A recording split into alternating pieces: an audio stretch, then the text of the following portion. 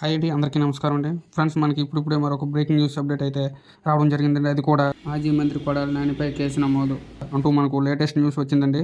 అయితే ఇందుకు సంబంధించిన పూర్తి వివరాలు అయితే తెలుసుకుందామండి. వీడియోని అయితే ఎక్కడ స్కిప్ చేయకుండా చూడండి ఫ్రెండ్స్. వీడియో నచ్చినట్లయితే ఒక లైక్ చేయండి ఫ్రెండ్స్. లైక్ చేయడం వలన మనకు తెలిసిన ఇన్ఫర్మేషన్ మరి కొంతమందికి రీచ్ అయ్యే అవకాశం ఉంటుంది. లేట్ చేయకుండా వివరాల్లోకి వెళ్ళిపోదాం.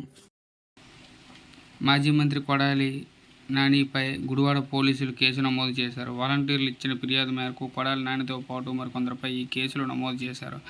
తమను వేధించి బలవంతంగా రాజీనామాలు చేయించారని కొడాలి నానితో పాటు ఆయన ప్రధాన అనుచరుడు శశిభూషణ్తో పాటు మరో ముగ్గురిపై రాజీనామా చేసిన వాలంటీర్లు ఫిర్యాదు చేశారు.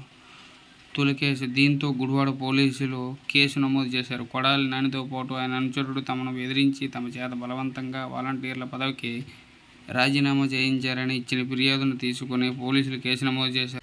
దీంతో తొలి కేసు కొడాలి నానిపైనే ఏపీలో బుక్ అయిందని భావించాలి.